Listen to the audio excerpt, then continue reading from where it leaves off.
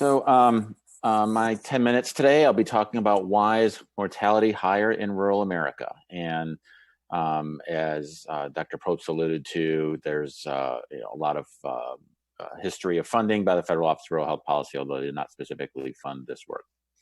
So I have a colleague who likes to do a presentation in one slide. And so this gives you a chance to read this and then space out for 9 minutes and refill your coffee. But we've already heard that rural mortality rates are higher than urban. We're going to talk a little bit about the trend of that and evidence that that gap varies regionally and what's behind that. Hit some of the drivers that are behind that. Again, we've heard a fair amount of that already, and then touch on COVID-19 mortality. Echoing the comment from the earlier session, I'll be using throughout this next 10 minutes a definition of urban that is metropolitan, and rural meaning non-metropolitan. That's all county-based. That's how we measure most of our mortality.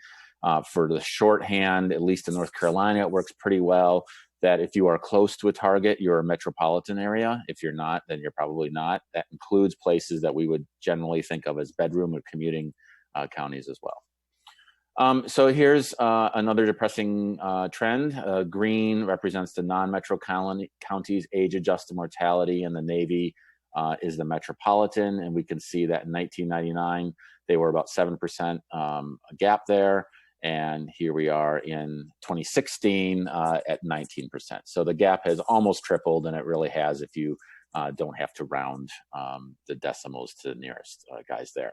What's interesting about this is if you do some fancy statistics and basically allow different time trends over time, turns out 2009 was a point at which the curve started to bend. And you could see that from 1999 to 2009, the slopes were essentially the same, about 11.6 decrease in age-adjusted mortality for those 10 years. And then in 2009 is where they diverged. And the metropolitan trend decreased by about 7 points. So about, a little more than half of the trend of the previous decade. But in non-metro areas, it's actually not only slowed less, it's actually gotten worse. And we've seen the increase in the mortality over the past 7 years associated with that. So that's obviously quite troubling. So what are some of the drivers of this higher mortality? Well, again, Dr. Knudsen and Probst kind of alluded to a lot of these elements. Earlier, or some work that a grad student of mine did a couple years ago looked at, this is a big thought experiment. But here we see basically the same trend. Now, the previous slides really looked at 2000, but if you take that all the way out to 1980, essentially mortality rates were the same in 1980. A little bit of different in 90, a little bit more gap in 2000, and increasing since then. Now, this trend ends in 2010. But the thought experiment here is this black line represents the trend in rural counties, and you can see that it's reducing slower.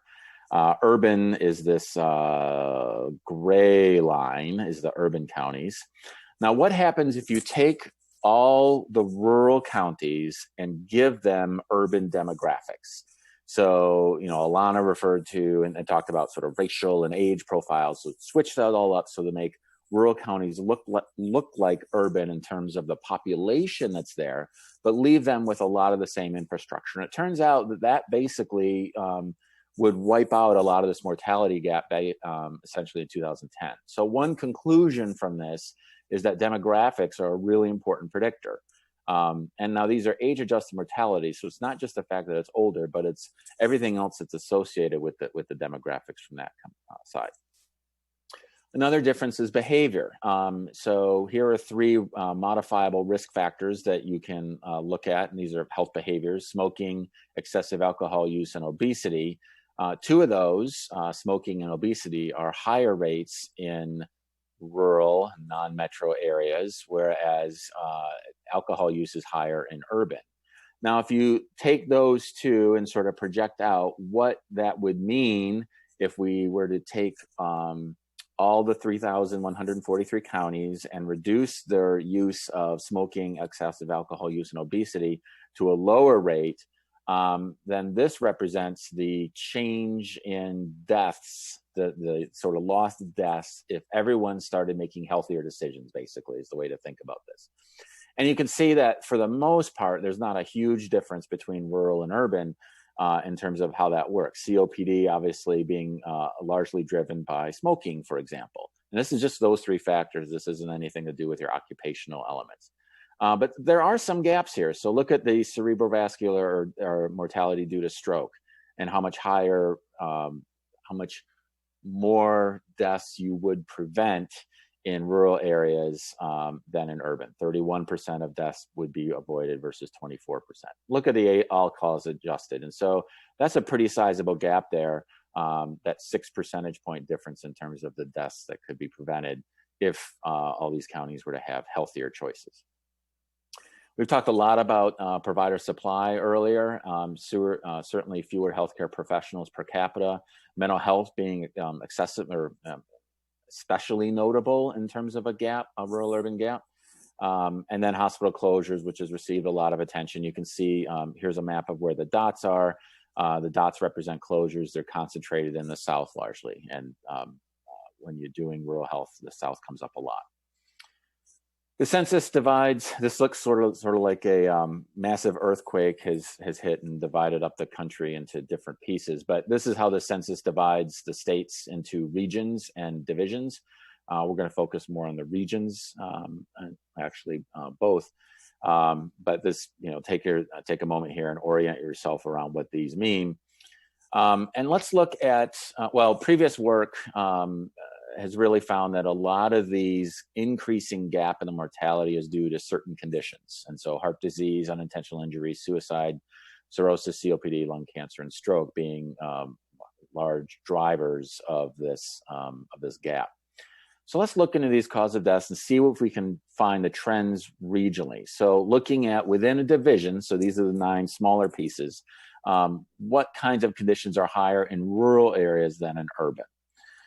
So for example, let's look in rural New England, calculate the diabetes mortality, compare that to urban New England, calculate the diabetes mortality. So this sort of standardizes geographically and lets us really focus on the rural-urban kind of gap.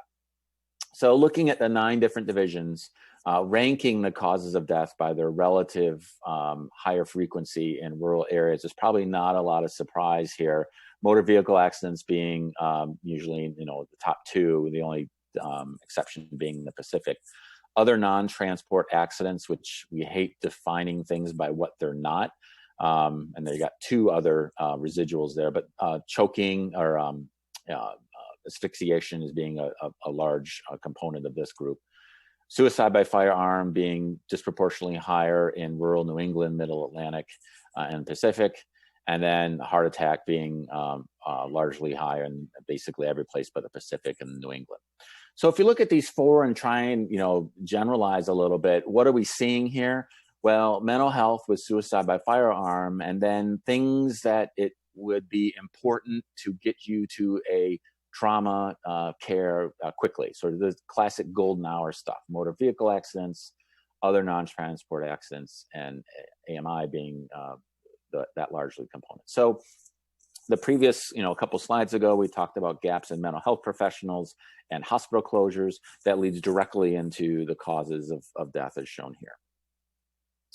So from a policy implication, the regional variation there suggests a nationwide one-size-fits-all may not be the best option.